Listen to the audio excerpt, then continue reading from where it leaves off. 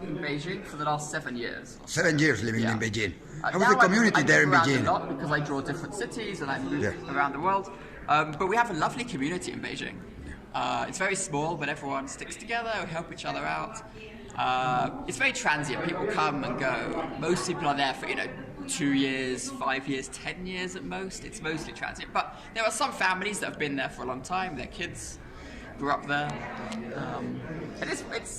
How do you do kosher and everything? Is there kosher food? Is there everything in Beijing? No, that's a bit tricky. So the only way to do kosher food, really, strictly kosher, is to cook yourself.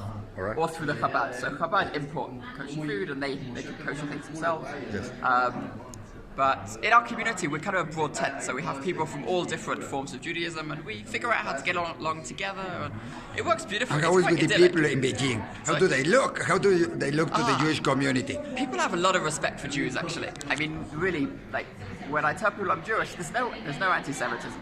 People are really very respectful. You don't have to say you are Jewish. You are wearing a kippah all the time. Ah, that's true. Yeah, not all the time. But no.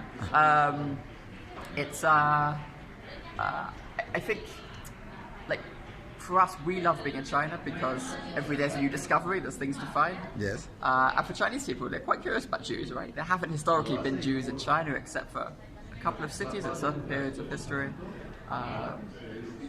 But the only downside to being there, in some ways, is you are always an outsider. There are a lot of Israelis living in Beijing and in China and all around there, doing a lot of business. Yeah, so. a lot. Yeah, and when people ask me to estimate how many Jews are in China, it's very hard because there's people all over doing different kinds of business. I will tell you, with so many people living in China, it's going to be a very small number in percentage. I'm sure of that. Right, tiny. But then you have to remember the number of foreigners in China altogether is tiny. I mean, there's almost no foreigners in China. It's a drop in the ocean. What do you like about China? What are you, if you have, well, you already paint a painting about Beijing. Right. What do you put in a painting? Right. We see Israel, but we see there's a flag, there is that. What do you put in a painting about Beijing? Right, so painting of Beijing, in some ways it's me seeing the city as an outsider. And actually, as an outsider, you see more of the city, right? You see things that I wouldn't see in the city I grew up in.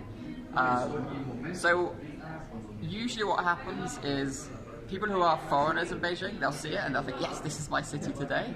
And people who are Beijingers, who lived in Beijing all their lives, they think, oh, this is nostalgic. This is like the city we used to find, but we don't see these things anymore in Beijing. But as a foreigner, I see all of these things because they're unusual to me. And going back to Israel, what did you see what do you have Jerusalem? Do you have other cities? What do you see about Israel? Yeah, I'm working on Tel Aviv at the moment. All right. So that's getting there, and hopefully we exhibit them together in June in Jerusalem. And for me, I mean, Israel, as I said, I like drawing cities as an outsider. You see new things. In Israel, I'm a half outsider, half insider. Constantly in that middle ground. So I think that probably, you see that in the And from Mexico, have you visited something about Mexico? Well, I just arrived in Mexico 3 days ago. I've been at Limud, and now I'm going to be here for 2 more weeks to explore, to think about how I might start to try to draw Mexico City.